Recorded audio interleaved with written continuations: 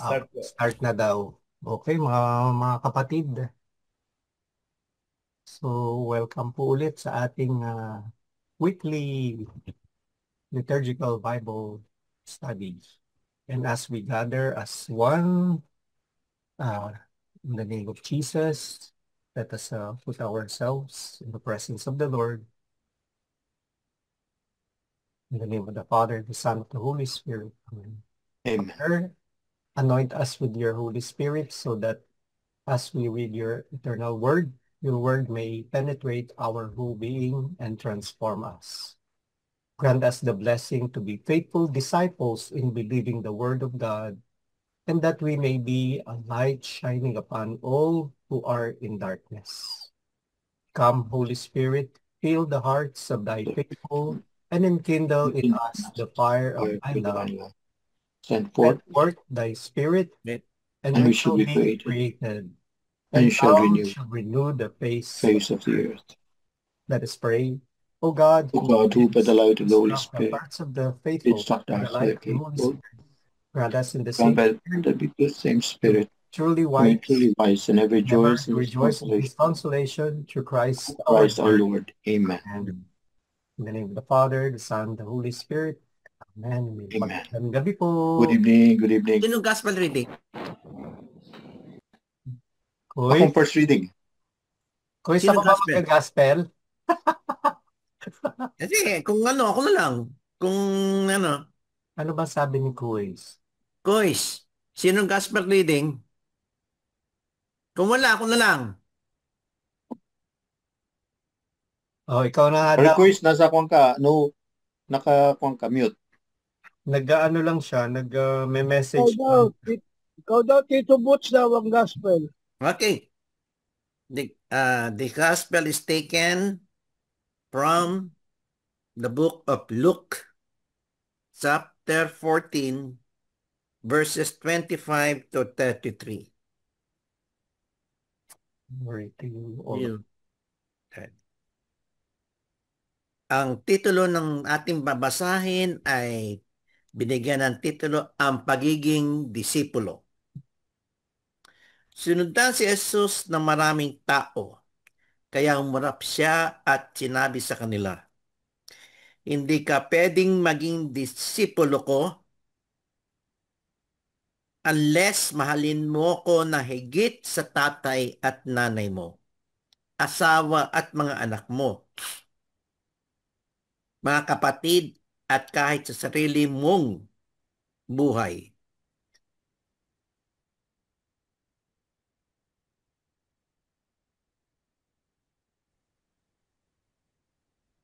Maging disipulo ko. Kung may nagpaplano sa inyong magtayo ng tower, hindi ba uupo muna siya at magbibilang kung may sapat na siyang pera para matapos yun? Kung hindi, pagtatawanan siya ng mga taong nakakita sa nailagay ang pundasyon pero hindi natapos ang pinatayo niya. Sasabihin nila, nagsimula magtayo ang taong ito pero hindi niya natapos. O kaya, sinong hari ang makipaglaban sa isang panghari na hindi muna uupo at mag-iisip kung kaya bang talunin ng 10,000 sundalo niya ang 20,000 sundalo ng kalaban? Kung sa tingin niyang hindi niya kaya, magpapadala siya ng mga siya agad ng alagad para makipag-ayos habang malayo pa ang kalabang hari. Kaya kung hindi mo kayang ibigay ang lahat na meron ka, hindi ka pwedeng maging disipulo ko. Ang magandang balita ng ating Panginoon. Pinupuri puri ka ka namin. namin, Panginoong Puri ka na, Hesus. Panginoon, Yesu Cristo. Yes po, good evening po. Good evening. Dito Alex, basahin ko yung, yung background gospel reading po. For reflection po. Ano po yan? Sorry. Reflection ng Okay. gospel. Just for So yung gospel po, people are now streaming. Sabi nga doon, mga tao nagkatipon-tipon, no? And the poor, the maimed, blind, and lame are cured sa verse 21, forming great crowds surrounding Christ. In last week's reading, Jesus had told the crowd that attendance at the heavenly banquet depends upon an invitation from God. And God invites those who recognize their lowliness and their need of salvation. Jesus now demands total dedication from His disciples. Ang gospel po, sabi dito, do you really want me to read all this? Kasi regarding dun sa this is in short, this is the cost of discipleship. Yung ating pong gospel for correct. Ano po, Jesus teaches about the demands of discipleship po.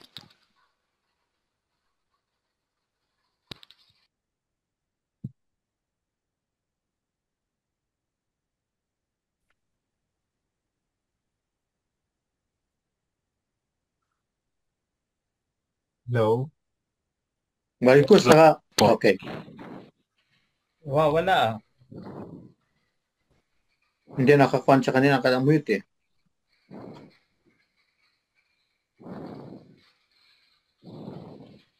Ito po yung background po. Background gospel reading. In chapter 14, in St. Luke's Gospel, Jesus is speaking to people gathered at the table about the difficulties that following him. This group of people is suspicious about Jesus, looking to catch him, knowing there's something wrong. Jesus speaks to them the parables, embarrassing that is all taught there is the right way to the disciple and entered into the kingdom of his Father. It is the difficult path of follow. Some of the guests at the table rejects the invitation, so Jesus turns to the crowds and speaks them to discipleship. Jesus explained that when it comes to the making of choice for the kingdom of God, nothing can get in the way. When Jesus describes hating one's father and mother, he is not talking about feelings, rather with emphasizing very strongly that choosing to the disciples means that everything else, the family, the money, your own life, must become the second. It's a Matthew's version of the story. Matthew chapter 10 verse 37. Jesus refers as not hating for the father or mother, but to loving them more than Jesus. Jesus makes it very clear that being a disciple is not easy. It means to bear the own cross. The difficult things for the Jesus are not followed by the two pips parables in a person constructing a tower and the king marching into the battle. To make our obvious point, don't start what you cannot finish. Discipleship is difficult, and it's something we can commit to only if we are prepared to put the kingdom of God before everything else. Ito po reflection po ngayong Sunday po.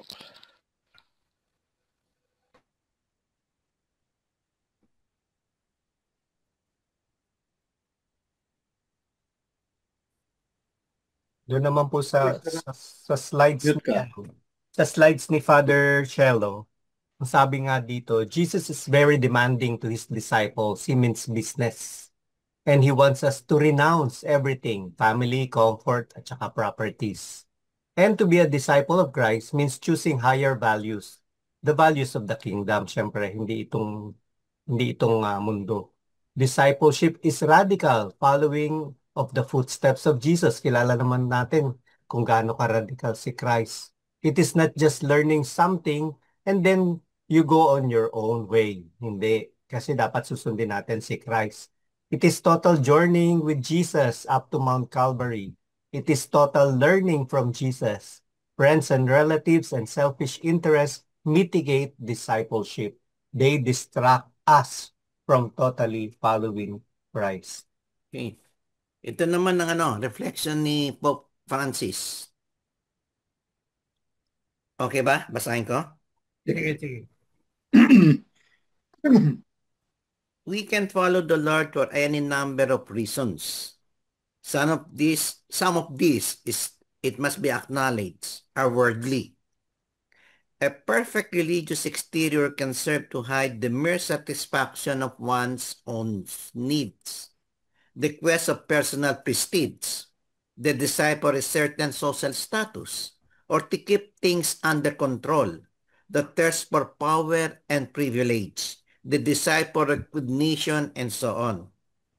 This happens even nowadays among Christians. Yet this is not the style of Jesus. That cannot be the style of his disciple and of his church. If anyone follows Jesus with this kind of self-interest, he or she has taken the wrong path. The Lord demands a different attitude. To follow him does not mean to become part of a court or triumphal procession, or even to receive a lifetime insurance policy.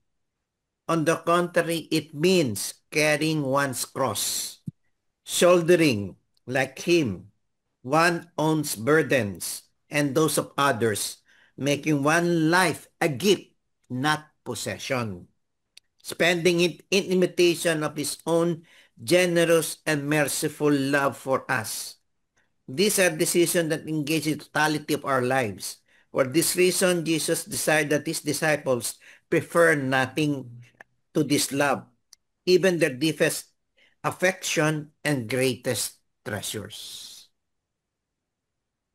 Naka-align din doon sa binasa ni ni Alex. Di ba, Brother Alex? Apo, yan din yung yun yung Gist. pinaka-gist. Yung pinaka-gist ng reading. So, lahat tayo naghahanap ng certain social status to keep things under control, personal prestige, thirst for power and privilege, desire for recognition, and so on.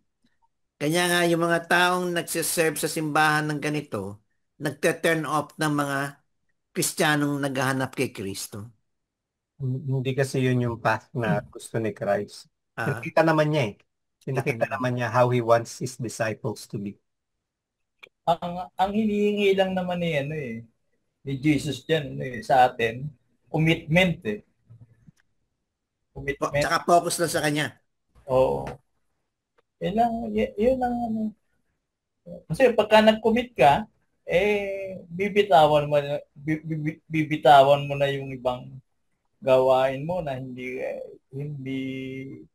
nagja-jive doon sa gusto niya, di ba? Saka gusto niya siya yung priority. Siya yung priority. Top priority siya talaga. Kasi di ba sabi nga, you have to renounce your family, your friends, your property. So, nung college ako, meron kami professor sa theology. Ang sabi niya, pagka nagpari ka, dinidivorce mo yung sarili mo sa family mo. Apo. Oo. Diba na Hindi na sila yung priority mo. Oo, Kaya maraming nanay, ayaw anak nila magpare because of that. Pero human as we are, talagang ganun. Number one example, nanay ko nun. Sabi ko, papasok na ako seminaryo, ayaw ng nanay ko. Ang tatay ko, okay lang sa tatay ko . Nanay ko, ayaw. Damn, ga-asawa ka. Sana, tawag namin siya, Monsignor Alex na. Hindi siguro, baka nagkagulo na, ang priesthood. Masyadong radical sabi mo, masyadong radical itong paring to.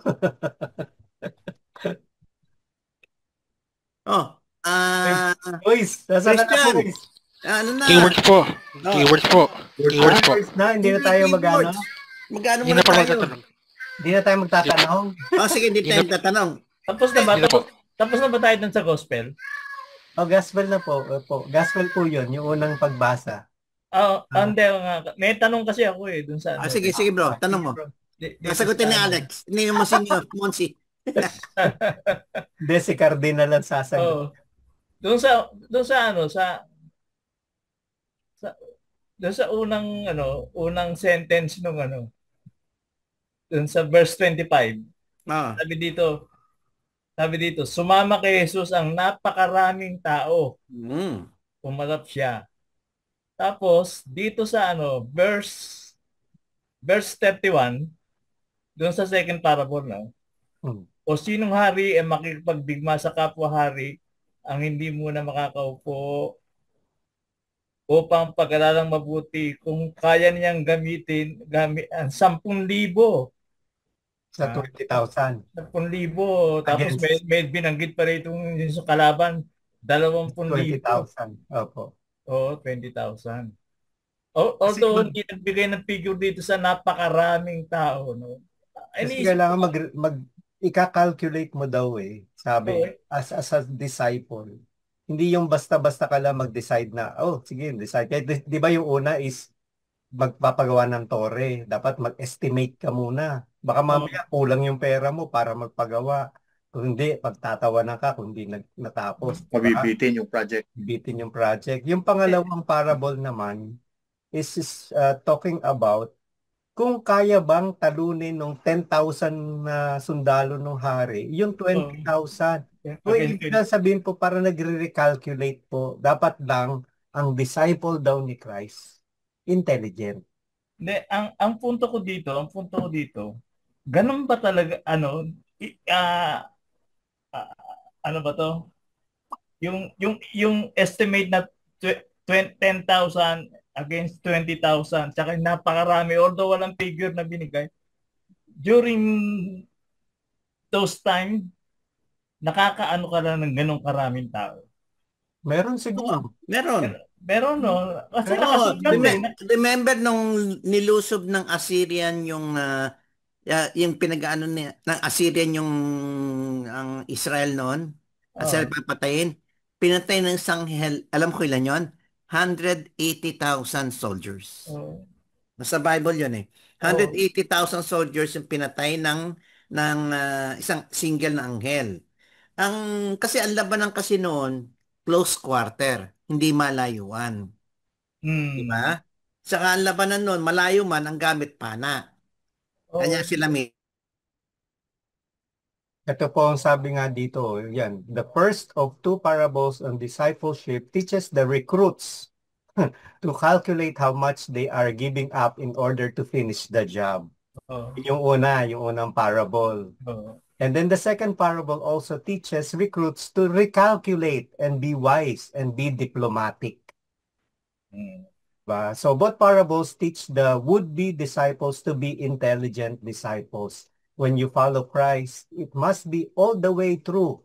Before you take the challenge, you should know if you can do it. You should have your inner resources. You do not give up in the middle of the struggle. Tama nga naman. Kasi otherwise, patatawanan ka. Oo, kakahiya naman, di ba? Disipulo ka, tapos bigla kang, ay, ayoko na. Ayaw na. Kasi kapag umayaw ka, mas worse ang situation mo. Napano mo na nga, di ba? Nakita mo na nga yung the pearl of great price, tapos pagpapalit mo pa. No turning back. No turning back. No turning back. Yung mga sa dami ng tao. Opo. Naglalaro yung isip ko diyan dun sa yung multiplication of bread and isa sa mga po to. 5,000 ang doon, di ba? Nakalagay doon 5,000. Ito hindi naman yata siya nagbigay ng tawag dito ng number. Pero meron dalawa yan Dalawa yung yung multiplication na yan Yung isa, merong isa binigay yung about 5,000. Pero kanina ba yung pagbasa na yung sumakay siya sa sa bangka ni ni Peter? Ni Pedro. Tapos dumayo ng konti para mangaral ulit. Kanina yan, di ba? Tapos yung nag-catch ng maraming isda. Marami. Sinabi na ni Pedro, dumayo ka sa akin, Panginoon, ako'y makasalanan. Pero sabi niya, simula ngayon, hindi na isda ang huhulihin mo. Tao na. Kaluluwa na. Tayo yun. Ayun. Ayun yung ano parang in correlation pa rin yung dito sa ano sa gospel reading. Pero dito, ang pinapakita talaga yung cost of discipleship, yung gaano kabigat ang maging disciple ni Christ. Keywords po mga titos. Keywords. Now, Una-una, disciple. Commitment. Renouncement of self, family, and properties. Jesus, no turning back. So, hindi na po tayo maghihimay. No turning back. Meron pa sana akong tanong eh. Sige, tanong ka. Tanong. Open. Yung pinag-uusapan natin ditong dalawang parable tungkol sa pagpapatayo ng tore o bahay at saka yung pakikipagdigma sa maraming kaaway, ano po ba ang connection nito doon sa pagiging Disciple. alagad? Ano po yung, kasi yung pagiging alagad, nagbigay siya ng requirements, di ba? Ang requirements niya, yun niya pong iwalayan ninyo, yung mga pamilya ninyo. So yung dalawang parable, ano po ang kaugnayan nun sa pagiging, yung cost of discipleship? Yun nga yung binasa ko po kanina. Sabi dito sa ano ni Father Almasani. Ang ano nga is isa na nga yun. Yung nga po kailangan na maging both parable teach the would-be disciples to be intelligent disciples. When you follow Christ, it must be all the way through. Before you take the challenge, you should know if you can do it. You should have your inner resources. You do not give up in the middle of the struggle. Okay.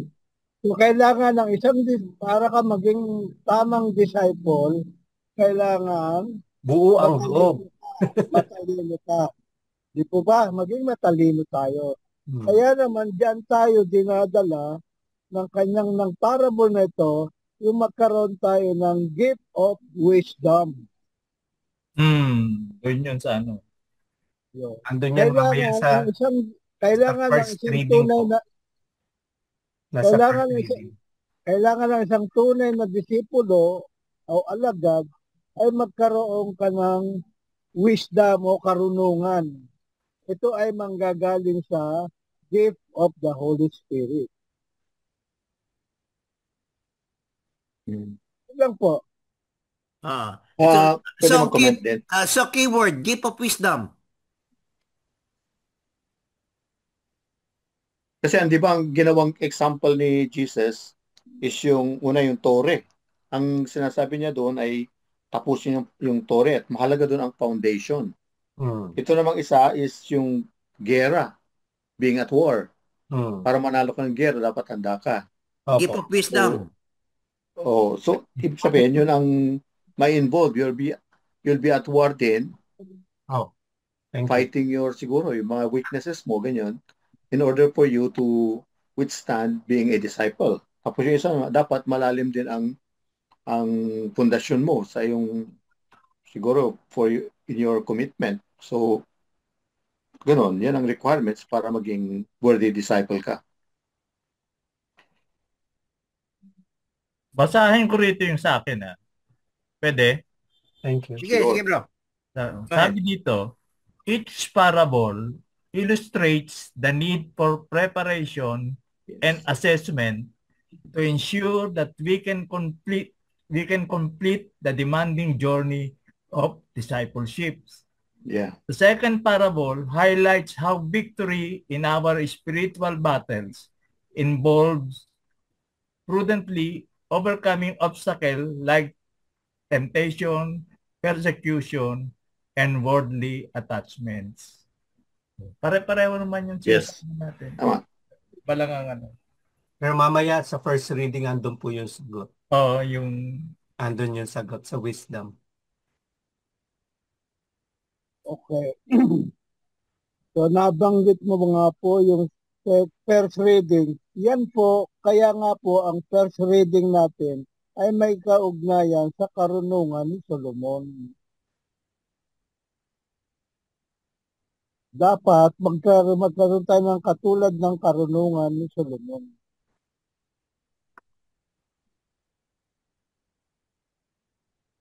Meron pa pong keywords?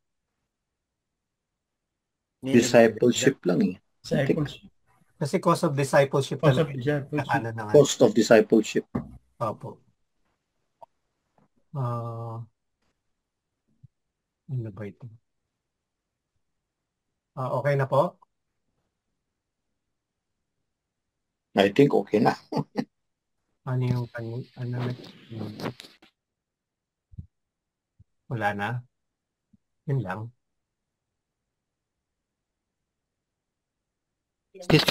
Peace talks. Ano yan? Peace talks. Peace talks. Peace talk? Ganyan? Follow Jesus.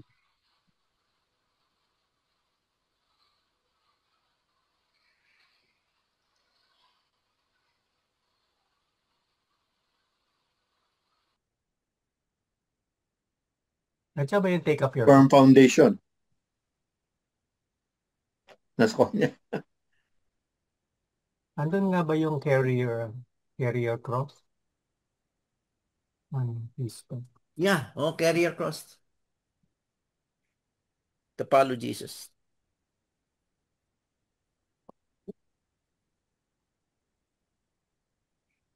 Meron pa po?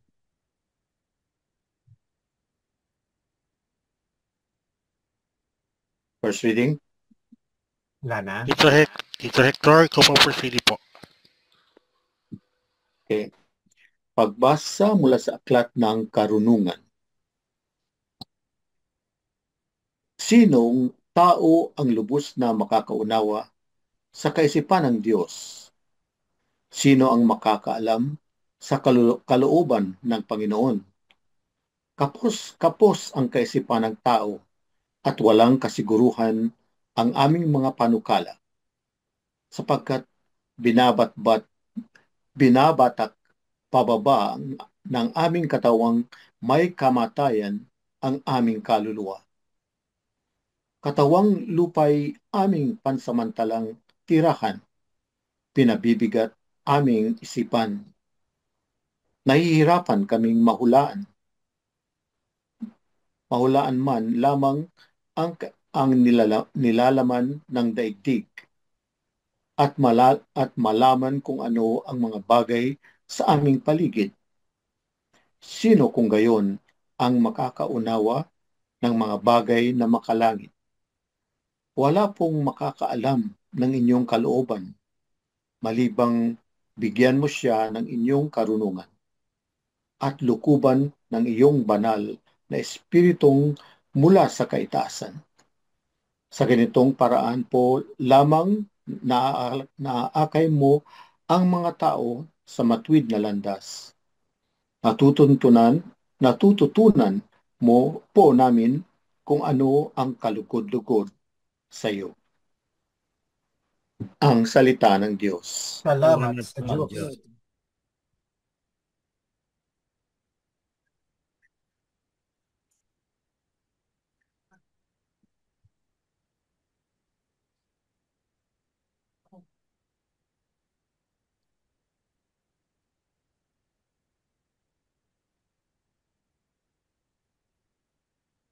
Basahin ko lang itong commentary.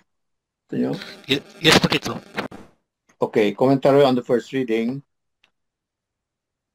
This lovely passage is the conclusion of Solomon's prayer for heavenly wisdom, saying that heavenly wisdom and the true knowledge of the things of God are beyond human grasp. If we cannot penetrate to an understanding of the visible world around us, how can we hope to reach an understanding of the divinity beyond the grasp of all our senses? The prayer is put in the mouth of King Solomon who in the Old Testament is almost the personification of human wisdom. But artificially, for the Book of Wisdom was composed at Alexandria only shortly before the birth of Christ. The recognition at this moment that divine wisdom lies well beyond the reach of all human faculties is all the more impressive in view of the achievements of the great philosophical schools of Alexandria.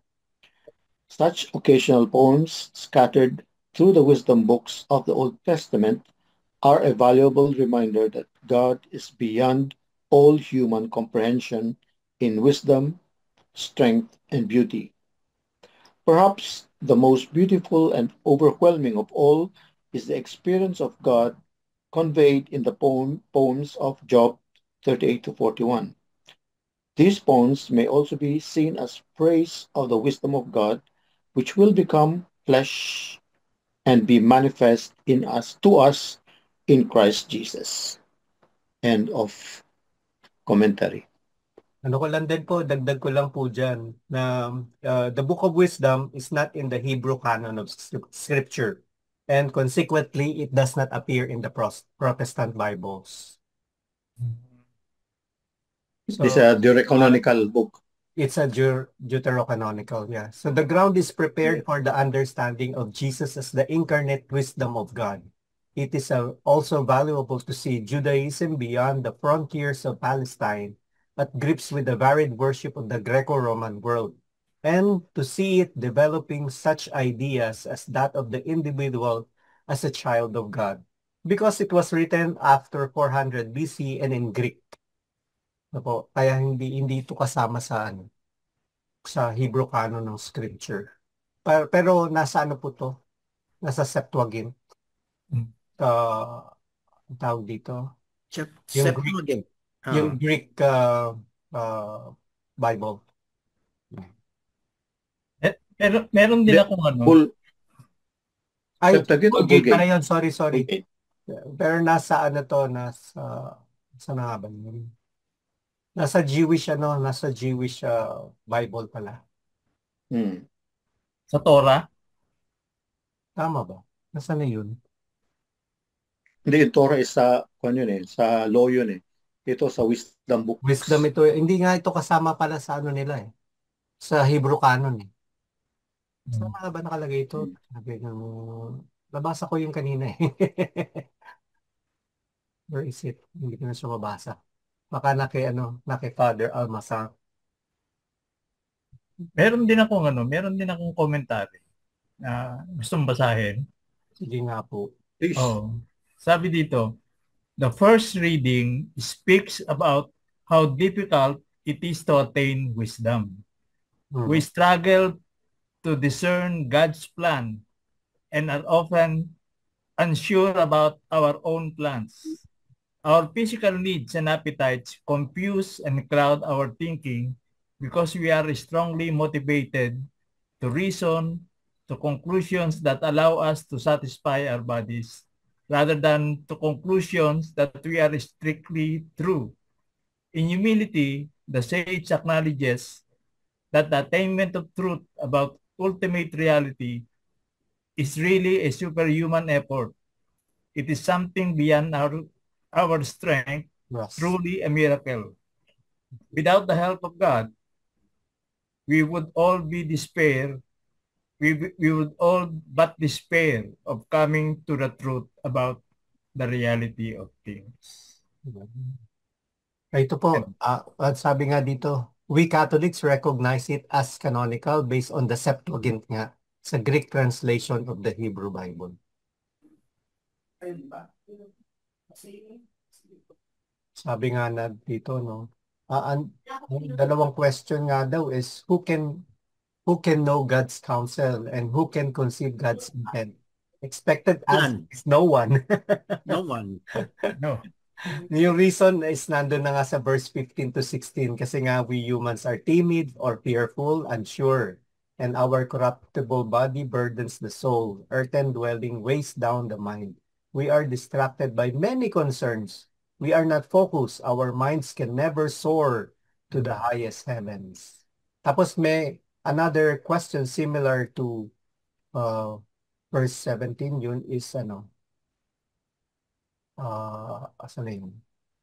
Indicates that counsel is or similar to or concretized by wisdom and Holy Spirit. In your explanation, verse 18, your explanation or result of God's counsel, paths are made straight. Charan! Yun. Therefore, kailangan nating magdasal. Sabi ni Father. Hindi, tsaka sinabi ni Brother Ratonyig na kailangan natin hilingin sa Holy Spirit yung wisdom. It is a gift. It's a gift. So, keywords na kagad? Sige po, keywords po. Gift of wisdom from God.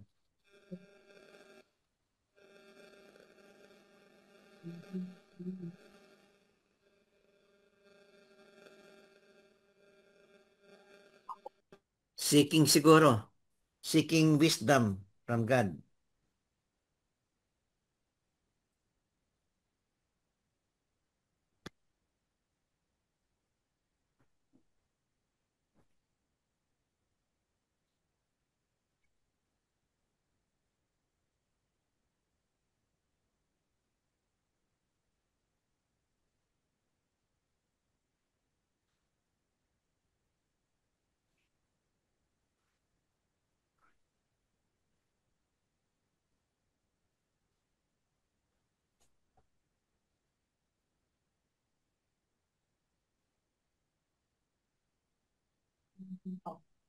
Tahimik ka. Keywords po, keywords. Merong keywords. Yun po.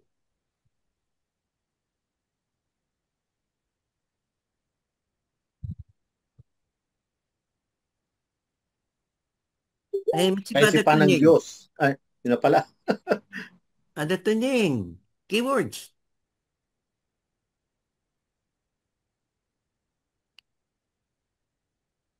Kahinaan ng tao.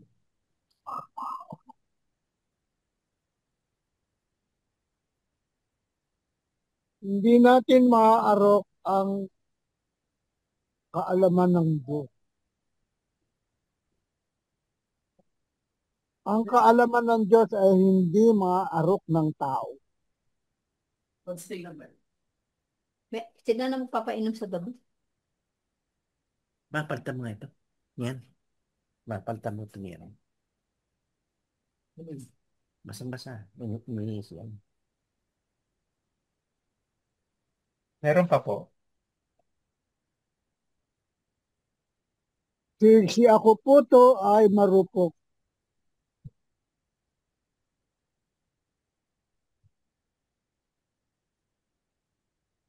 Yun po. Si ako po to ay marupok. Bakit? Doon ka nagsuntong medyas na yun, anak? Medyas? Ikaw ba ito? Ay, grabe ang bago. Parang kaano na po dito. Espiritong mula sa kaitaasan.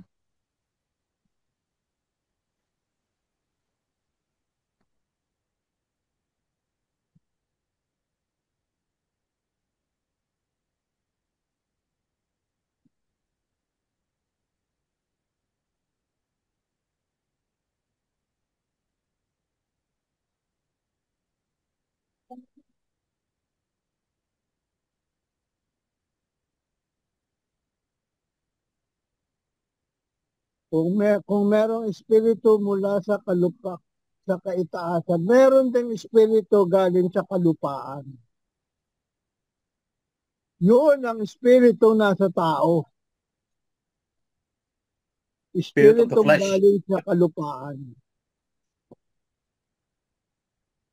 Earthly spirit. Evil spirit, tama. Yan ang nasa tao. Yan ang nasa naturalesa ng tao. Evil.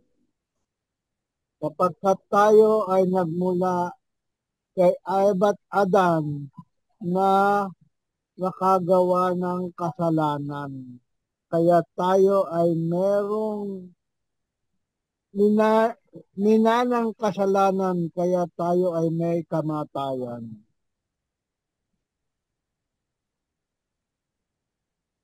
Pero lagi sinasabi yan ng pare na hindi daw valid yung reason na sapagkat tayo ay tao lamang kaya tayo ay marupok. Kantahin mo nga, kantahin mo nga. Ayoko. Hindi daw nga kasi yun hindi daw yun rason, sabi ng mga pare. Hindi porke Hindi, tayo ay tao, dapat Dahil sa tayo pagsinta. yun. Oo. hindi kasi tama yon. Tama yon. Kung ikaw ay talagang tao lamang, talagang gano'n. Kaya lang tayo ngayon ay hindi lang tao, kundi Kristiyano. Yun. At Dahil, sumasa atin ang Espiritu Santo. oo, kaya tayo Antay. naging Kristiyano, meron tayong Espiritu ng Diyos, ni Kristo. Oo.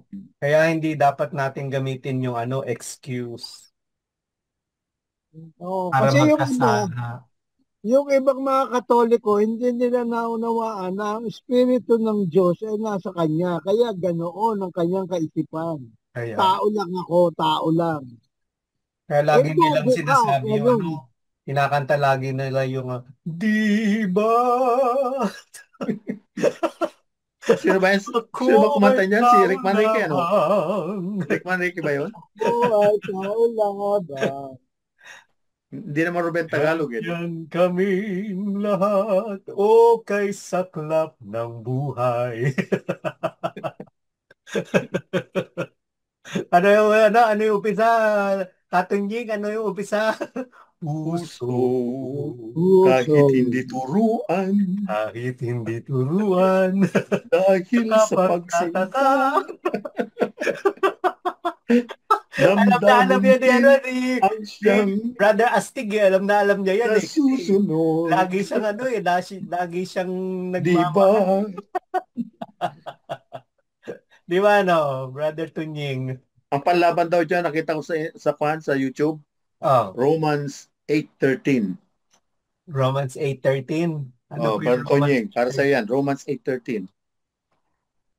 Basa.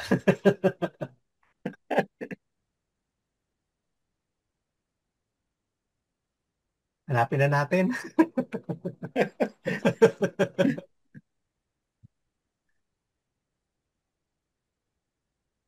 Living according to the flesh leads to death, while living in the power of the Holy Spirit, which results in putting to death sinful desires, leads to true life. Yung pala yun. Ito. For if you live according to the flesh, you will die. But if by the Spirit you put to death the misdeeds of the body, you will live. Yun. Yung palang dapat. Okay, meron pa po. Tsaka natin pakanta kay Brother Tunying yung pagkat tayo'y tao lamang.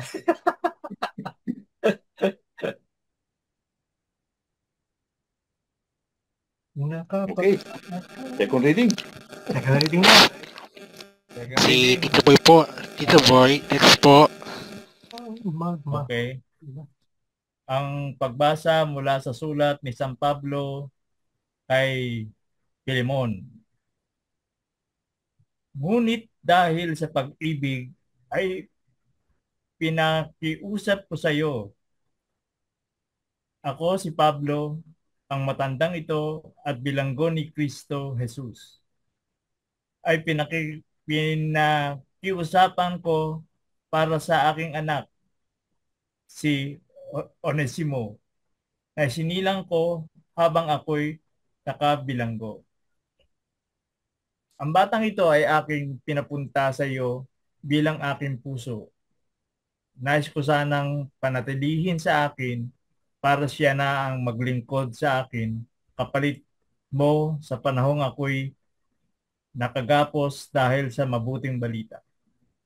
Ngunit hindi ako gumawa ng anuman nang hindi ka pumayag upang ang iyong kabutihan ay hindi sa pilitan kundi kusang loob. Marahil ay dahil sa pansamantalahan siyang hiniwalay sa iyo para lagi mo na siyang mabawi. Ngayon ay hindi na siya alipin, kundi higit pa sa alipin. Siya ay isang minamahal na kapatid, lalo na sa akin, at higit pa sa akin sa Panginoon. Kung tinuturing mo akong masama, tanggapin mo siya tulad ng pagtanggap mo sa akin. Ang salita ng Diyos. Salamat sa Diyos. Salamat sa Diyos. Pwede akong magbigay ng background tungkol dyan? Sige, please. Saint Paul was well schooled in God's way of selfless, sacrificial love. He's a good example for us of a disciple of Jesus. In today's second reading, Paul writes to his friend Philemon. Though he is imprisoned for proclaiming the gospel, Paul is not concerned with his own comfort or advantage. Rather, he is sending his beloved helper, Onesimus, back to Philemon, Onesimus' former master. Paul does not want to force anyone's generosity. He sacrifices himself for the sake of his two friends and urges Philemon to freely welcome Onesimus back not as a slave but as a brother. Pwede pong backgrounder. So si Philemon daw is a wealthy Colossian. Personal friend siya ni Paul na na-convert niya sa pananampalataya. Si Philemon merong isang alipin, ang pangalan niya Onesimus, na nagnakaw sa kanya at tumakbo sa Roma, where he hoped to escape capture by disappearing into the large population. Ang grasya ng Diyos led the poor runaway slave to the prison house of St. Paul. The apostle took compassion on him, received him with tenderness, and won him for Christ. Na-convert niya si Onesimus, si San Pablo. Then, pinadala niya pabalik doon sa kanyang master na sa Colossae na may kasamang sulat na nakikiusap kay Philemon, not only to save him from a severe penalty, at hingin sa kanya na bigyan siya ng simpatya, pagmamahal, at makakristyanong kapatiran. It is this appeal that we hear today dito sa second reading. The result of the appeal cannot be doubted. Siyempre, kita na agad natin kahit hindi sinabi doon kung pinayagan o hindi. Tradition has it that Onesimus became Bishop of Ephesus. Suffered martyrdom in Rome about the same time as Saint Ignatius of Antioch. Anno Domini 109 to 110. Yun yung estimate. End of commentary.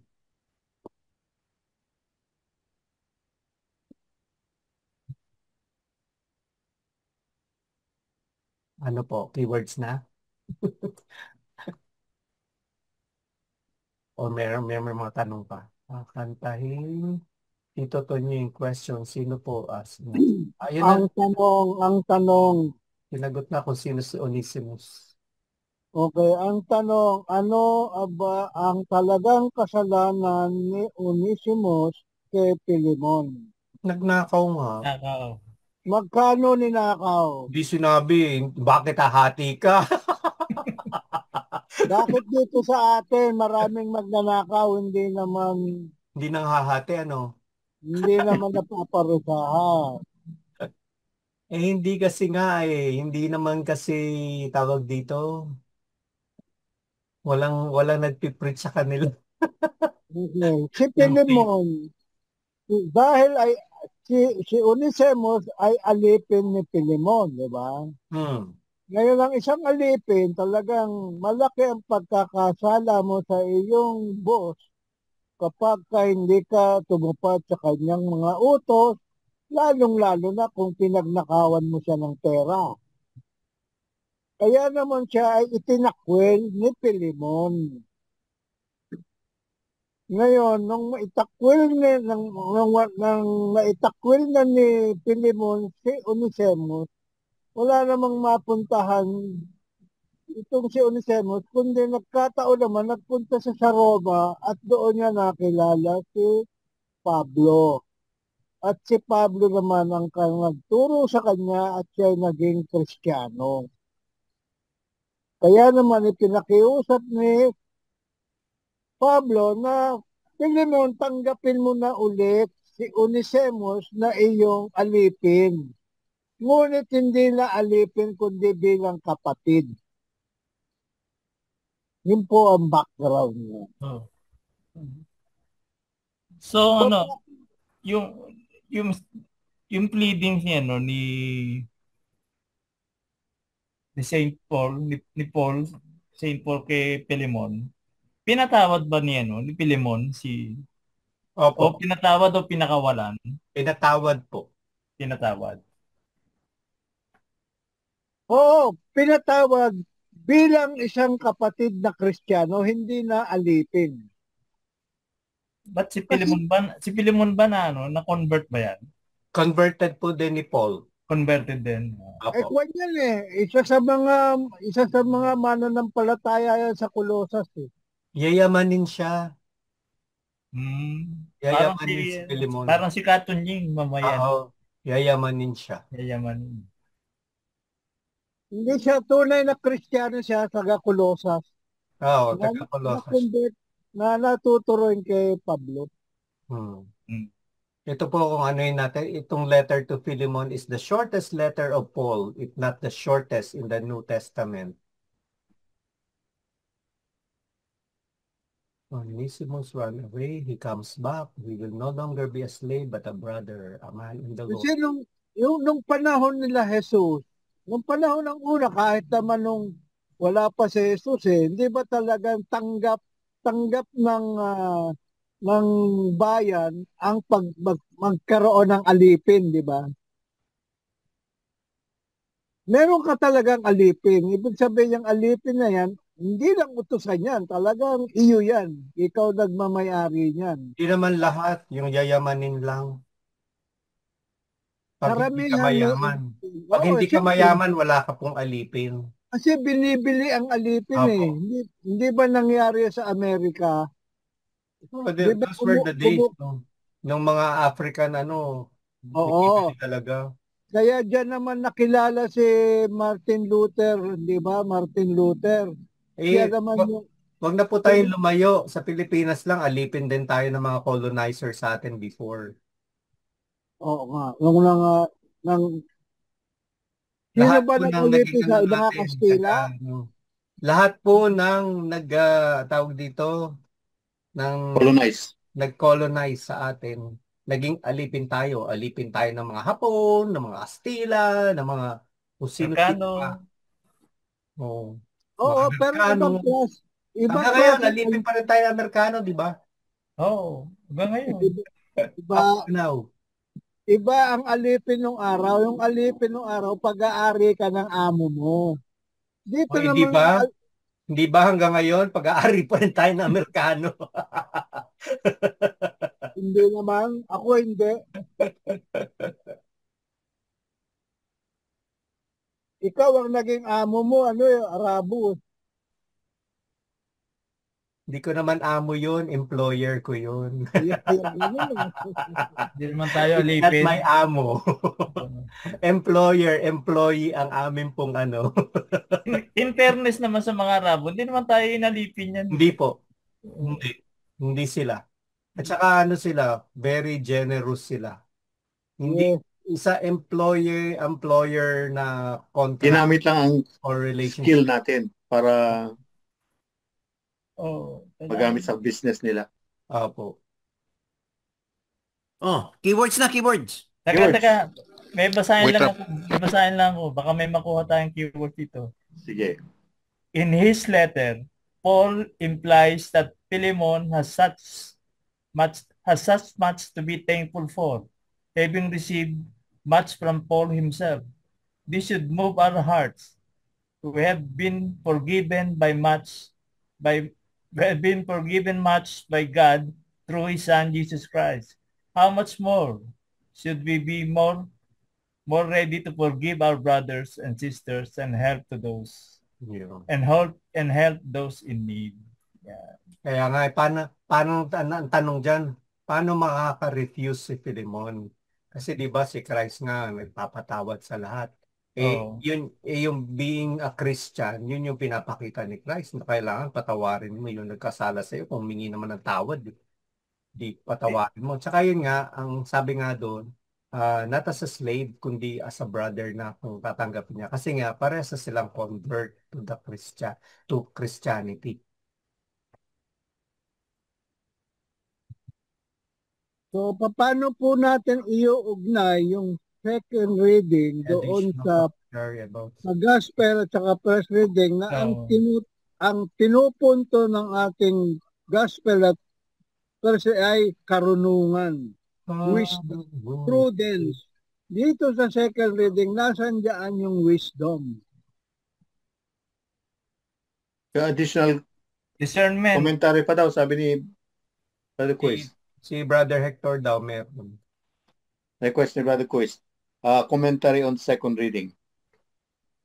Paul's letter to Philemon, and this reading makes up about half of the letter, is a friendly little note from Paul to Philemon about the slave of Philemon's called Onesimus, who has been serving Paul in his imprisonment and has become a Christian. There are two theories why Onesimus was with Paul. Either Onesimus ran away from his master and took refuge with Paul, or Philemon lent Onesimus to Paul for a limited period. In either case, Paul is now sending Onesimus back and at the same time pressurizing Philemon to send him Onesimus for a further period. The most important and attractive element in the letter is Paul's affectionate brotherhood with a slave, now Christian. After long centuries of the toleration of slavery within Christianity, Christians will realize that the affection and brotherhood here expressed make slavery among Christians intolerable.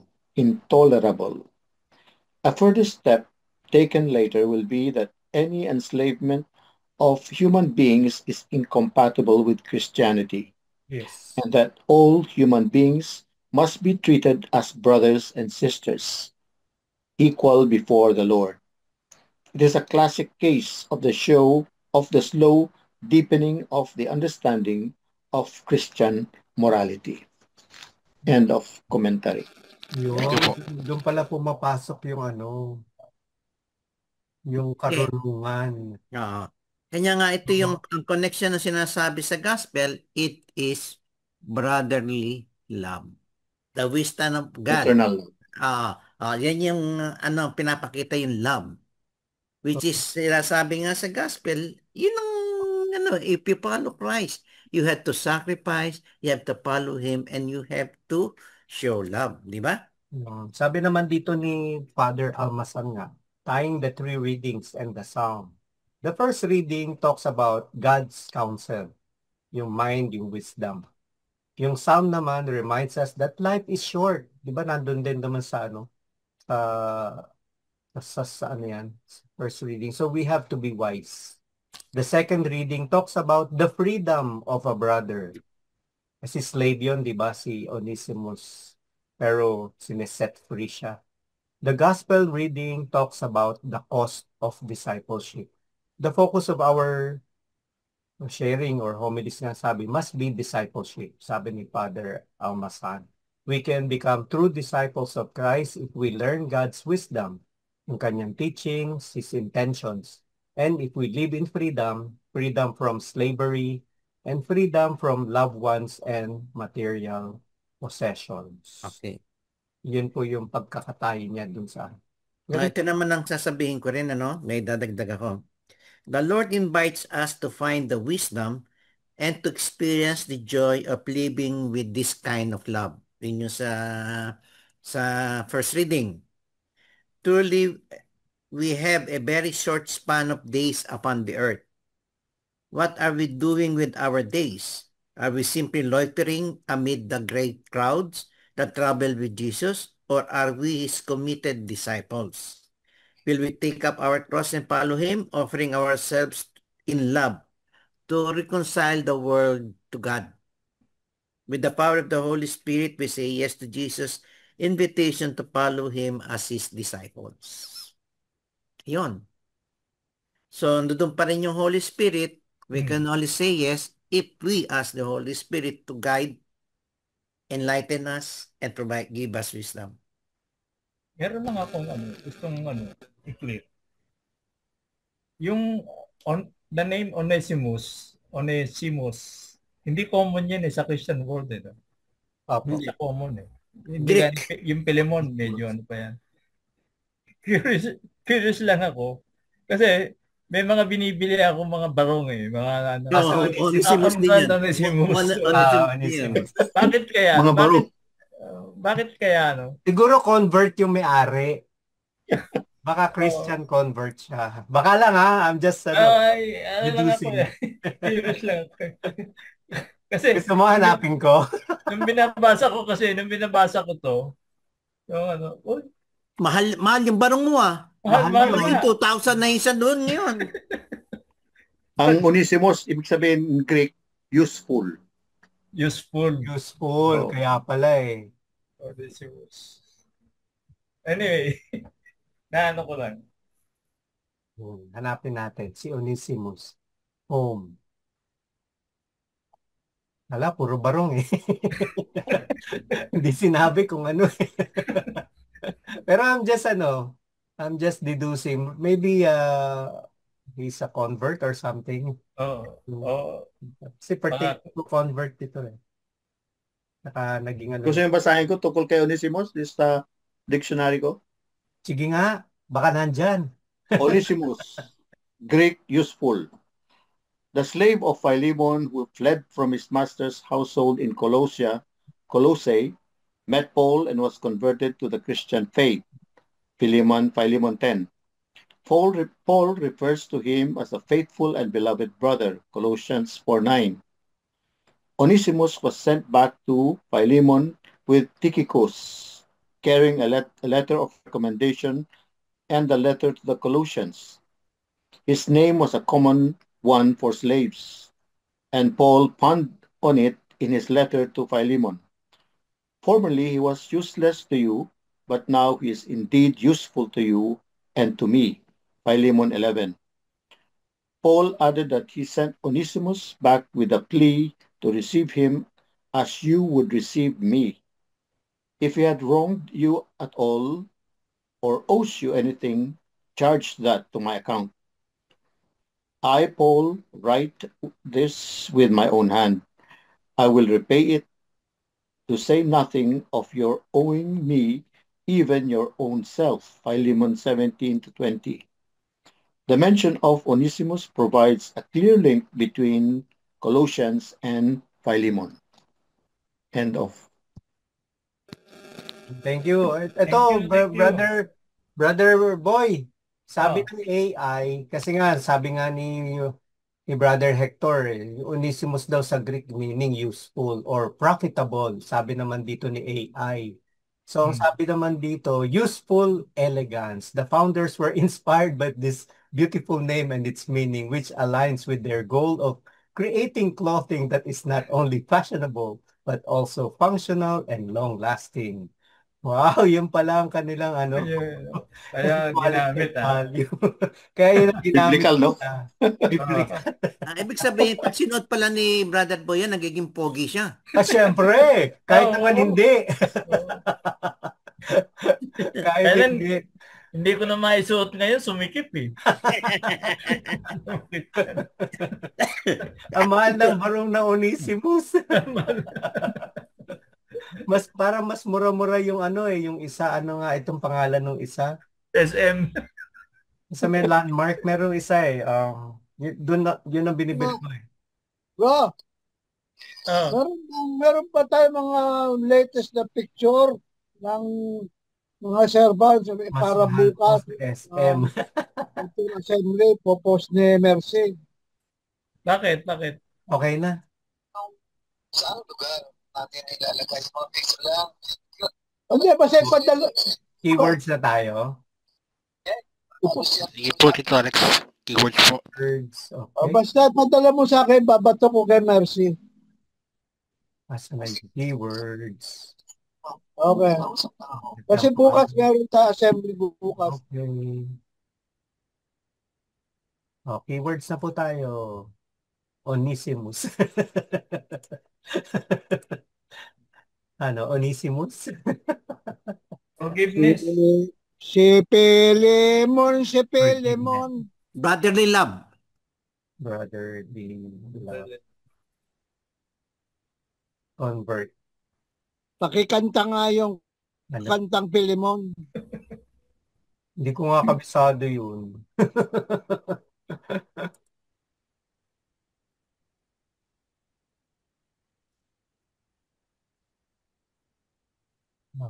Ano nga dito? Ano daw siya? Slave of the gospel. Di ba yan ang description ni Paul sa sarili niya? Siya daw ay alipin ng magandang malita.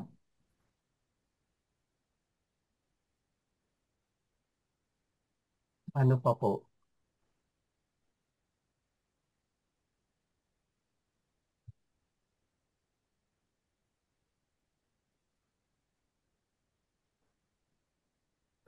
Meron pa po.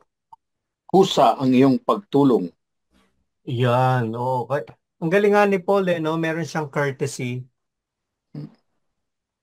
Hindi niya hindi na basta inangkin na lang si si Pilimon. Ay si ano pala si Onesimus.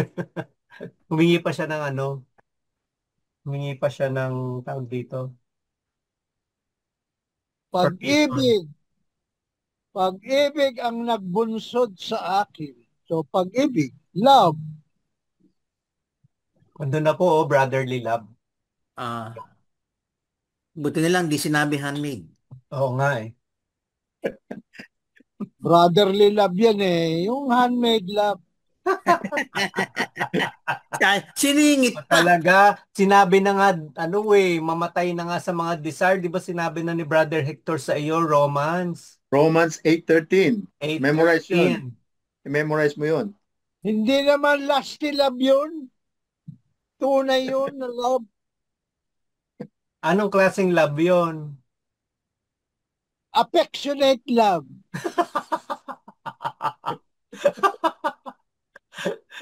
Ano yung ibig sabihin ng love sa opposite sex? Di ba eros pa rin yun? O sa fiesta ng Monasterio de Tarlac. Oy, fiesta pala ng monasteryo. Oh. Ang hirap, brother Kuis kasi mahirap pa si Hindi pa okay si brother Tom. We're still following up nga. Naghahanap pa rin kami ng makukuhanan ng niya, pampaanjo. Ano pa problema ni Brother Tom? Kailangan po niya magpaanjo, sabi ng doktor na niya. Nangangalap pa po kami ng pondo. Magpaano? Magkano ba pagpaanjo ngayon? Mga 50K, no? Opo, almost po. Nasa 45 something. Magpapaano? Magpapatuli? Ano? Angiogram. Tuli na talaga. Iba na naman yan nasa isip mo, Brother Tunying Ikaw talaga. Ang layo naman ng tuli sa puso. Pero ang stent, magkano ang stent ngayon? Daw medyo mahal na Kasi nagtanong ako. May 200K ba? Nung kasama namin siya, sabi dun sa cath lab, nasa 300. Yung 300 na? pati yung yung stent. Pero depende Kung isang stent, nasa 300. Kung dalawa, mga 350 hanggang 450 kung hanggang 3. Mga half million yan. Half a million. Opo. Stent lang yan Hindi pa open heart, no? Hindi po. Ang bypass kasi ngayon, nasa 1 million. More than 1 million.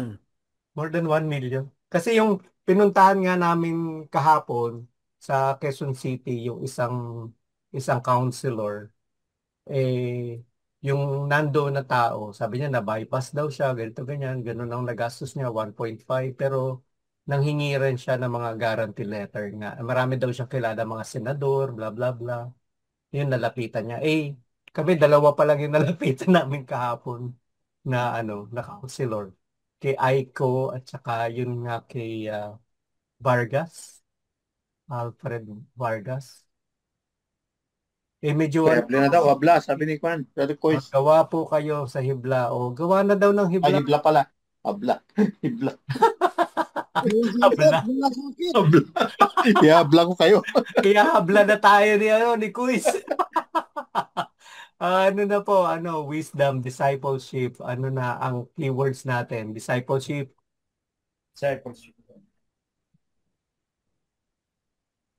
Kasi ito po yung ating responsorial psalm, poon amin kang tahanan, noon, ngayon, at kailanman. And then ang gospel acclamation, poon iyong pasikatin, kagandahan ng loobin, ng kabutihan mo sa amin. The English. In every age, our Lord, in every age, O Lord, you have been our refuge. Refuge, oo. In every age. Kaya nga dito, noon, ngayon, at kailanman. Ano po yung gospel acclamation sa Ingles? Inglesi, yalla.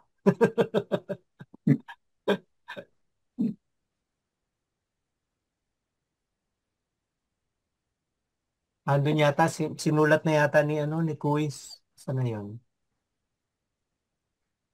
In every age, O Lord, you have been our refuge. Hindi niya nilagay yung gospel acclamation. Gawa na daw po ng hibla. Ito, bigyan ko ng hibla. Sige po, ano po? True discipleship in Christ. True. True.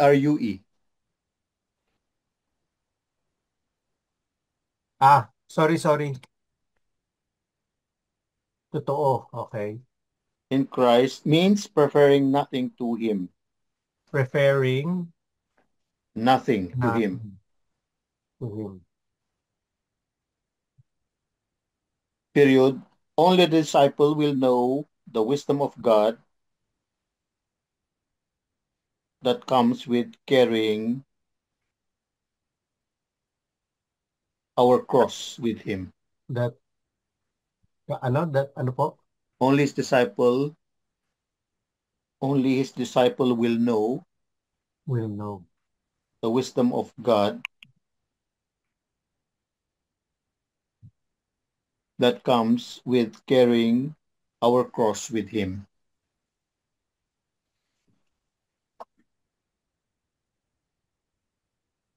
Okay.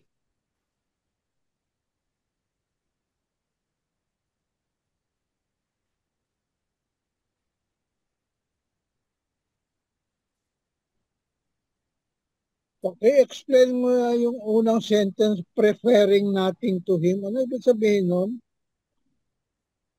Wala kang ipapalit kundi siya lang, ibig sabihin nun. Hindi mo ipapalit yung mga material na bagay, no? Lahat ng kamunduhan, wala siyang... lahat ng mga kalooban mo. Parang nirephrase ko lang po yung nyo. Ito yung sa akin. Christ is wisdom incarnate. Do His will and lead others to Him to become His true disciple. Ako naman, brother Alex, i-quote ko lang yung Luke 14 verse 27. Sandali lang po Ito, sabihin ko na. Sandali lang po. Copy.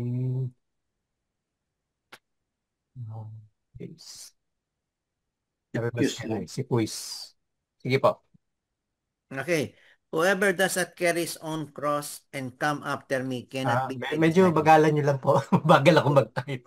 Whoever does not carry his own cross and come after me cannot be my disciple.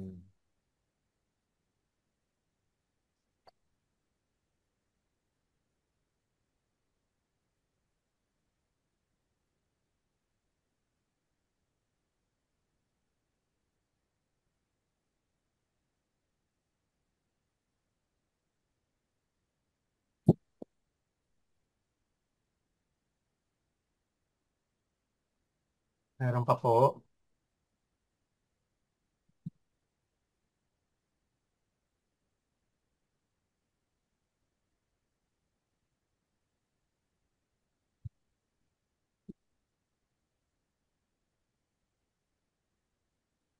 Verse 27 yan. Ano na po?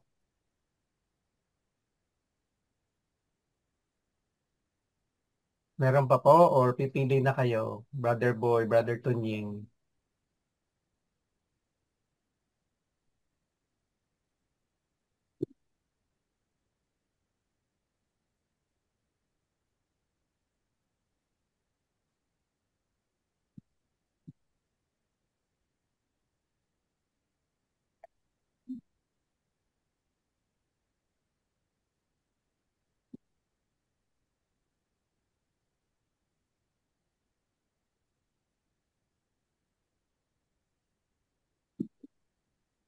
Ito Hector, ikaw daw. Brother Hector, ikaw daw ang pipili ng hibla.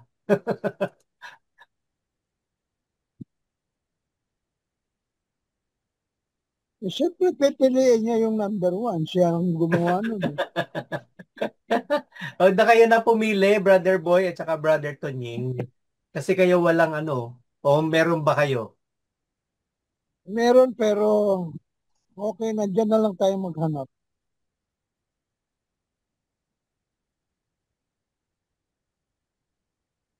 Bagay yung number 2. Pareho tayo. Ikaw yata gumawa niyan eh. Ako gumawa nito eh. Kaya pala eh, huwag ka buboto. Hindi ako bumoto. Hindi ako, ayun, number 2 rin ako. O, yung number 2 na. Okay ba kayo lahat? Okay. Pare-pareho naman yan eh. Oo nga. Maganda lang yung wordings. Okay, dokes.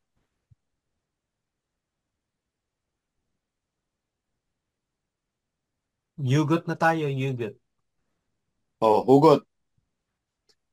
How ready and willing am I to surrender my life to Christ? Ay, ba't nagkaganon? Sorry po. How ready and willing? Willing am I to surrender my life to Christ?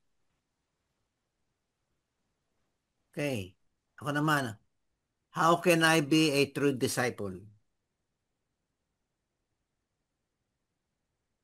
Sorry po. O, meron pa po? Isa pa.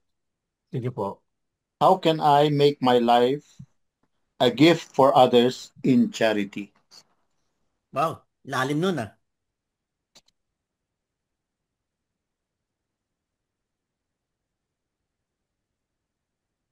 Meron pa po? Oh, challenge na. Ang aking iwawaksi O, sige po. para kay Kristo. Amon. Ano ang aking iwawaksi sa buhay para kay Kristo? Handmaids. Hindi pwede. Sa hamon yun, hamon yun.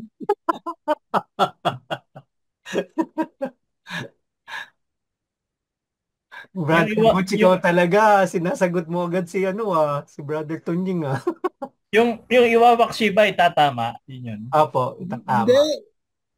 Tama. Hindi. Ang aalisin mo sa buhay mo. Oy. Itatama or ialisin. Alisin. Yan nga yun yung suggestion ko.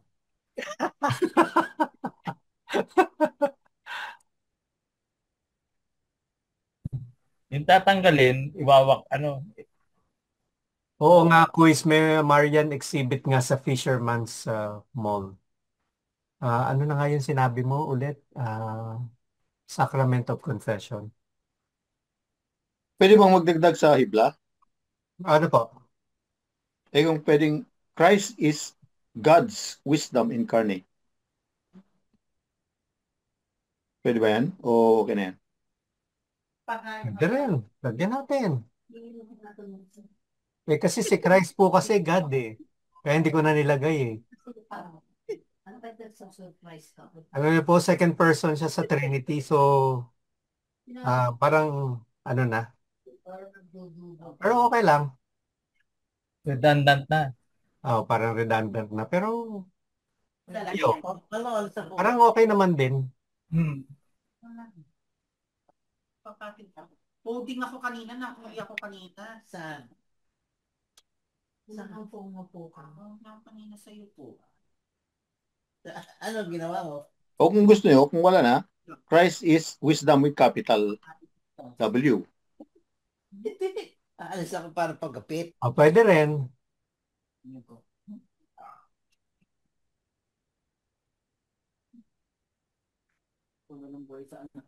Share ko lang yun kasi sabi dun sa nasaan na ba yun? Hindi ko makita.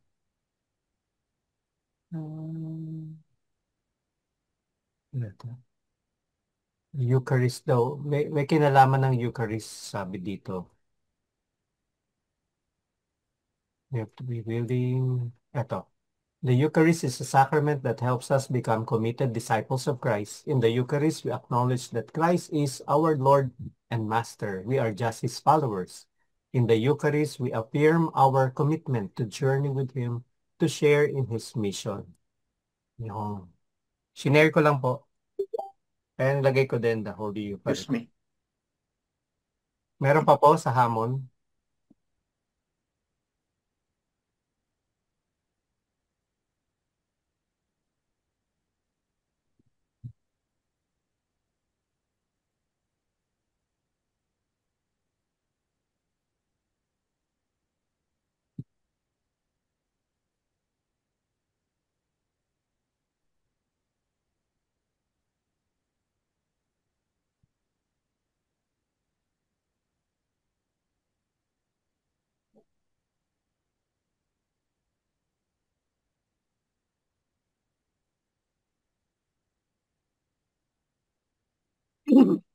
For us to acknowledge Him.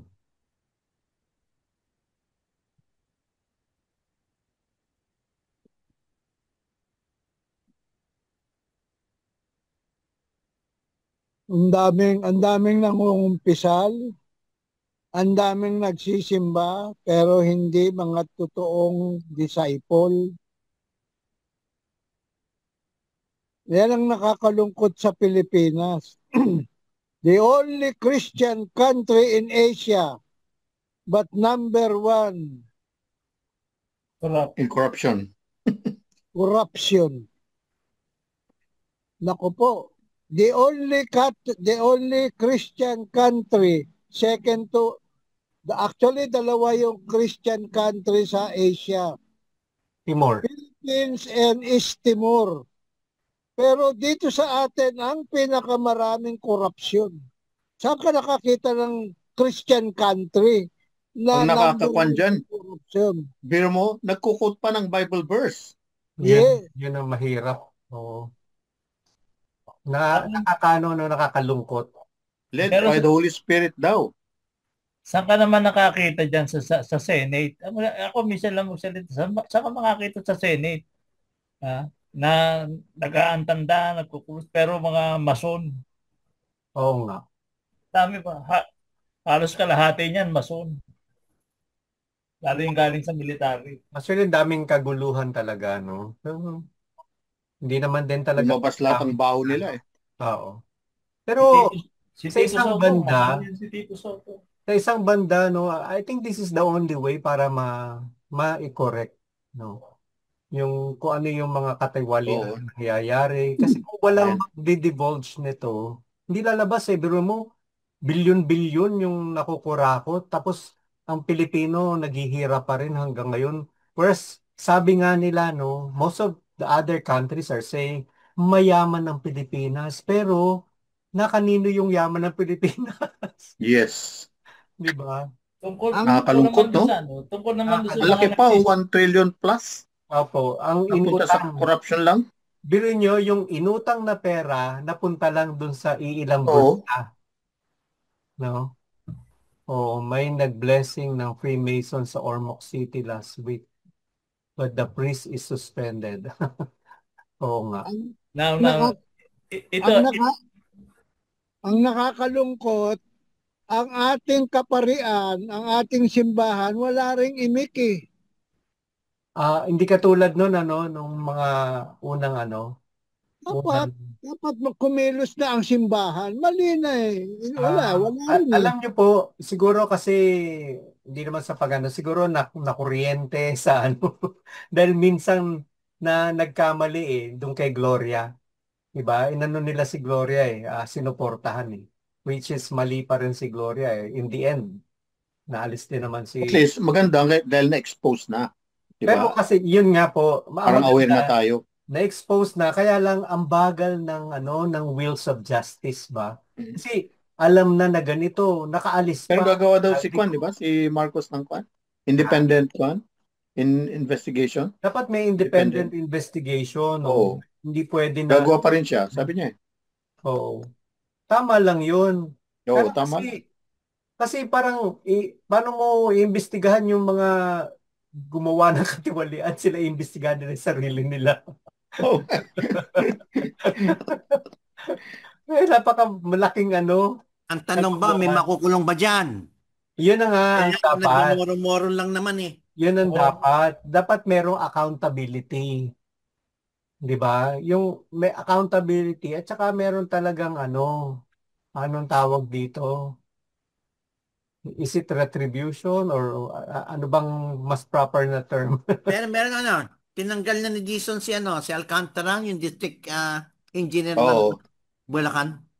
May gulo sa project sa Kalumpit saka sa ito bang gulo sa construction company sa Pasig? Is it yung mga Diskaya? Diskaya.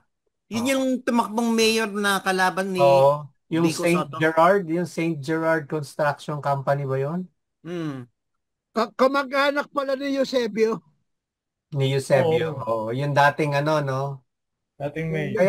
Kaya kung tutuusin, magaling din talaga si si Biko na niya yan. Nag-umpisa yan doon sa journalista Oo nga. Isin kay Corina. Tapos yung may bayad na 10 million. Dapat Hi, Kuya Jerome. Kuya Jerome is here? Kuya Jerome. Brother Jerome? Wala po. Wala po si Brother Jerome. Ay, andyan na. Humabol siya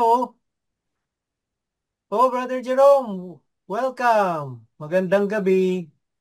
Natapos mo na yung preparation? Anong leave the word hamon na Brother Jerome? Ayun, baka meron si Brother Jerome. Ing hamon po, kulong lahat ng mga kontraktor na po.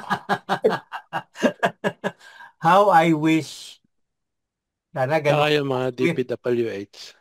Parang incompetent ang mga contractors na gumagawa Hindi, tsaka, paano naman? Parang palpak yung mga trabaho nila, hindi mo walang kwan. Paano mababayaran kung walang actual na visit doon sa doon sa iba? May submission na through online. Trabaho ng kwan yun, DPWH. Dapat may ng engineer doon.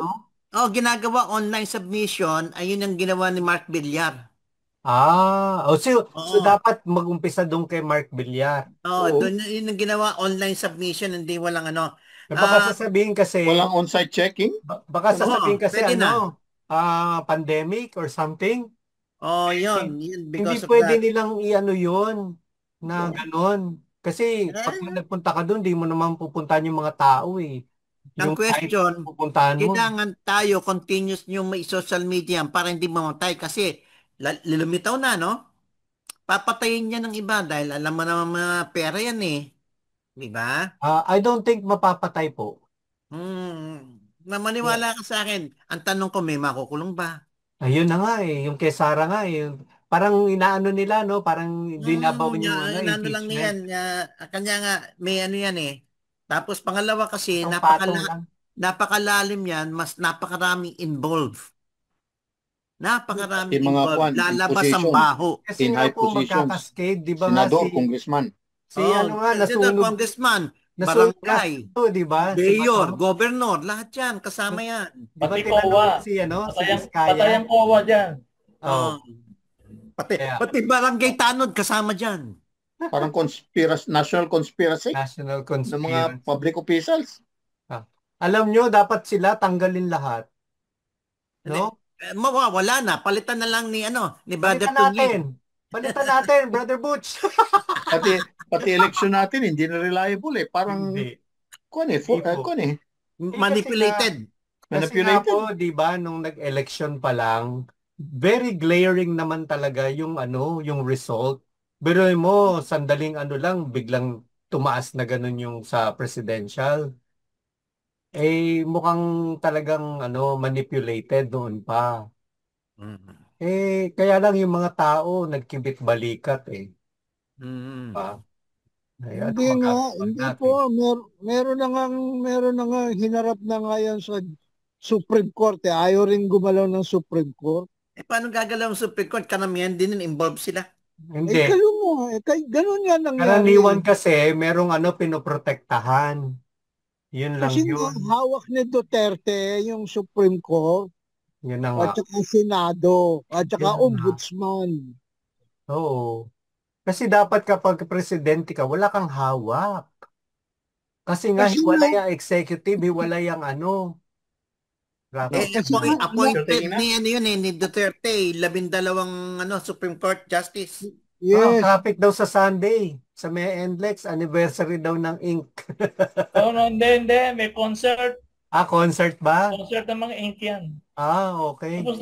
Tapos na anniversary nila. Baka anniversary concert pa rin nila yun. Hindi, we can only pray.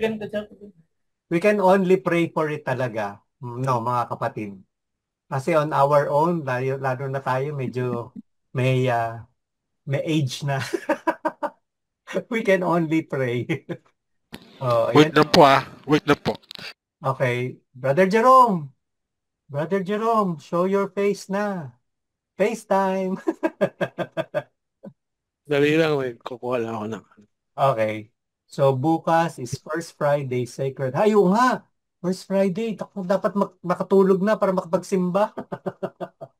Ako, meron akong alas 6 bukas Ako din, may alas 6 din ako bukas. Sa amin, alas 5 po yung holy hour. Kayo alas 6, sa amin alas 5. Okay. Okay, game na po ba? Game na? Si Brother Nye, wala pa. Uy, Brother Boy, Bible mo.